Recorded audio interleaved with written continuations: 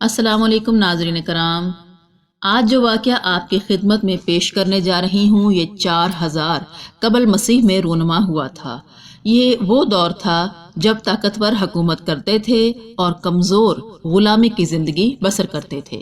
ان غلاموں کی زندگی جانوروں سے بھی بدتر تھی۔ ان میں سے ایک غلام ہامون بھی تھا جو ان لاکھوں غلاموں میں شامل تھا جو پہاڑوں کو توڑتے اور پتھروں کو تراش کر ان کی سلیں بنایا کرتے تھے اور پھر ان سلوں سے بادشاہ کے محل تعمیر ہوتے تھے۔ ہامون تھا تو ایک غلام ہی مگر دوسروں سے بہت مختلف تھا۔ وہ سب سے زیادہ طاقتور، شاطر اور عقل مند تھا۔ وہ اتنا طاقتور تھا کہ 10 من کا پتھر اٹھا کر سر پر رکھ لیتا تھا اور اتنا پھرتیلا تھا کہ 8 فٹ کی تلوار کو بجلی کی طرح گھماتا تھا۔ اس کی خوبیوں کے چرچے شاہی محل میں ہونے لگے۔ اس وقت شاہی محل کے تخت پر ایک ملکہ جلوہ افروز تھی۔ یہ ملکہ جوان اور خوبصورت ہونے کے ساتھ ساتھ ماہر جنگجو بھی تھی۔ ہامون کی خوبیوں اور طاقت کا علم جب ملکہ کو ہوا تو اس نے ہامون کو محل میں طلب کر لیا۔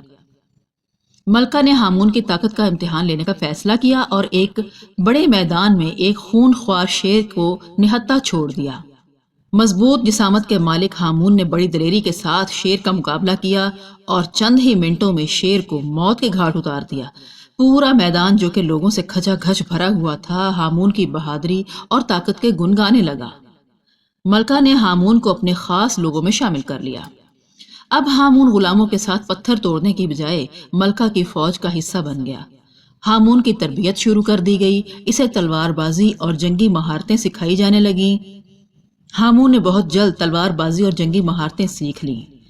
ملکہ نے اس کی مہارتوں کا امتحان لینے کا فیصلہ کیا۔ چنانچہ پھر سے مقابلے کا میدان سجا دیا گیا۔ ایک طرف ہامون تھا اور دوسری طرف 5 بہادر جنگجو سپاہی ہامون کے مقابلے میں تھے۔ سخت مقابلے کے بعد ہامون نے ان 5 جنگجو سپاہیوں کو ہلاک کر دیا۔ ملکہ اس کی بہادری سے پہلے ہی متاثر تھی، اب اس کی مہارت کی تعریف کیے بنا نہ رہ سکی۔ ملکہ نے اسے پتھر توڑنے والے غلاموں کا سربراہ بنا دیا۔ ہامون پتھر توڑنے والے غلاموں کی سربراہی کرنے لگا۔ وہ دوبارہ غلاموں کے بیچ واپس جا کر اس چیز کو محسوس کرنے لگا کہ جب انسان کو خدا نے آزاد پیدا کیا ہے تو وہ غلام پیدا ہو کر غلام ہی کیوں مر جاتا ہے۔ اس کے دل میں اپنے ساتھی غلاموں کے لیے ہمدردی پیدا ہو گئی۔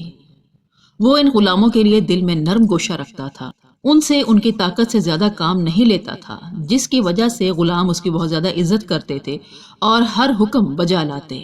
ہامون کو جو خدا داد صلاحیت بخشی گئی تھی شاید اسی وجہ سے تھی کہ اسے زمین پر ایک کارنامہ سر انجام دینے کے لیے چن لیا گیا تھا۔ اس کی زندگی میں اہم موڑ تب آیا جب اسے پہاڑ کی کھدائی کے دوران سونے کا ذخیرہ ملا۔ پتھروں میں سونے کی آمیزش پائی گئی۔ دوسرے غلاموں کو سونے کی پہچان نہ تھی، انہوں نے اسے چمکدار پتھر ہی سمجھا، مگر ہامون سونے کی قدر و قیمت سے اچھی طرح واقف تھا۔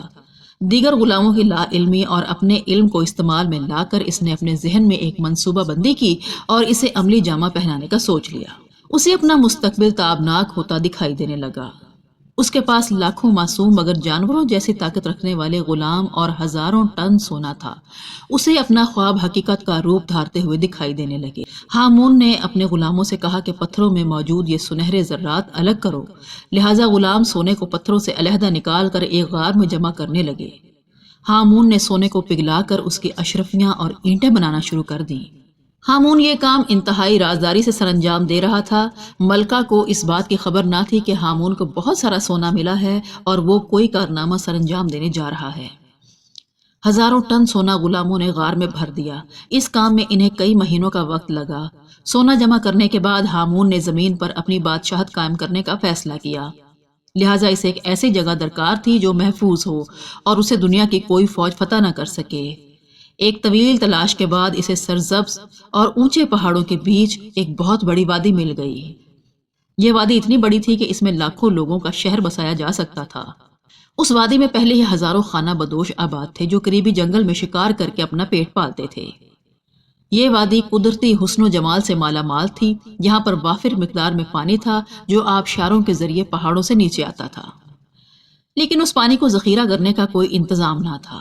ہامون نے اس وادی میں اپنی حکومت قائم کرنے کا فیصلہ کیا اور ان خانہ بدوشوں سے مدد کرنے کو کہا۔ خانہ بدوشوں نے ہامون کی مخالفت کی اور اسے جگہ دینے سے انکار کر دیا۔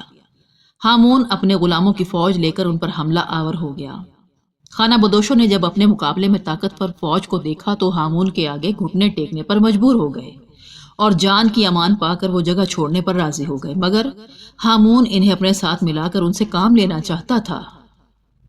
ہامون نے انہیں گلے سے لگایا اور کہا کہ میں چاہتا ہوں کہ تم میرے ساتھ میرے مقصد کے لیے کام کرو، یہ سب میں تمہاری بہتری کے لیے کر رہا ہوں، مگر تم نے میری بات ماننے سے انکار کیا تو مجھے مجبوراً تم پر حملے کے لیے اپنے غلاموں کی فوج لانی پڑی۔ تم میرے مقصد میں میرا ساتھ دو، میں تمہارے رہنے کے لیے عمدہ گھر بنا دوں گا، تمہیں اعلیٰ خوراک، روزگار اور اچھا طرز زندگی ملے گا۔ خانہ بدوشوں نے ہامون کی یہ بات سن کر لبیک کہا، لہٰذا ہامون نے سب سے پہلے پانی ذخیرہ کرنے کے لیے بڑے بڑے ڈیم بنا دیے اور ان پر بند لگا دیے۔ ایک بہت بڑا باغ تعمیر کیا گیا جس میں ہزاروں مالی تعینات کر دیے گئے، 1000 اعلیٰ نسل کے گھوڑے خرید لیے اور پہاڑوں کے بیچ وادی میں سونے کی اینٹوں کا ایک شاندار محل تعمیر کیا گیا۔ یہ اتنا بڑا اور وسیع محل تھا کہ دنیا میں اس سے زیادہ بڑا اور قیمتی محل کسی کے پاس نہ تھا۔ اس نے اپنے محل کے گرد ہزاروں پختہ گھر تعمیر کروا دیے جن میں وہ خانہ بدوش رہنے لگے۔ دیکھتے ہی دیکھتے ہامون نے ایک شاندار شہر آباد کر دیا اور خود شان و شوکت کے ساتھ حکومت کرنے لگا۔ وہ جانتا تھا کہ جب ملکہ کو سونے اور شان و شوکت کا پتہ چلے گا تو وہ بھوکی شیرنی کی طرح اس پر حملہ کر دے گی۔ اسی وجہ سے اس نے ایسی جگہ کا انتخاب کیا جو پہاڑوں سے گھری ہوئی تھی۔ اپنا سونے کا محل بھی اس نے پہاڑوں کے بیچوں بیچ بنایا تھا اور آبشاروں سے تیز بہتے ہوئے پانی کو بطور ہتھیار استعمال کرنے کا سوچا، اور پانی کی نکاسی اور مصیبت کے وقت فرار ہونے کے لیے پہاڑوں کے نیچے سے ایک سرنگ کھدوائی۔ تمام غلام ہجرت کر کے ہامون کے پاس آ گئے۔ ملکہ کو جب علم ہوا کہ ہامون نے سارے غلاموں کو اپنے ساتھ ملا لیا ہے اور بہت سا سونا چوری کر کے اپنی الگ حکومت بنا چکا ہے، تو ملکہ نے ایک وفد ہامون کی طرف روانہ کیا۔ وفد نے شان و شوکت اور سونے کا محل دیکھا، ہامون سے ملاقات کی اور ملکہ کا پیغام دیا کہ وہ سونا اور غلام واپس کرے ورنہ یہ سب کچھ زبردستی چھین لیا جائے گا۔ ہامون نے ان کی بات ماننے سے انکار کر دیا۔ ملکہ نے جب انکار سنا تو ایک بہت بڑی فوج کے ساتھ حملہ کی تیاری کرنا شروع کر دی۔ ہامون کو پہلے یقین تھا کہ ملکہ اس پر ضرور حملہ کرے گی، لہٰذا اس نے دفاع کی تیاری شروع کر دی۔ چند دنوں کے بعد ملکہ کی خونخوار فوج نے حملہ کر دیا۔ ہامون نے اپنا سارا خزانہ گھوڑوں پر لادا اور اپنی فوج کو لے کر سرنگ سے نکل گیا اور سرنگ کا منہ بند کر دیا۔ ملکہ کی لاکھوں کی فوج وادی میں اتر چکی تھی۔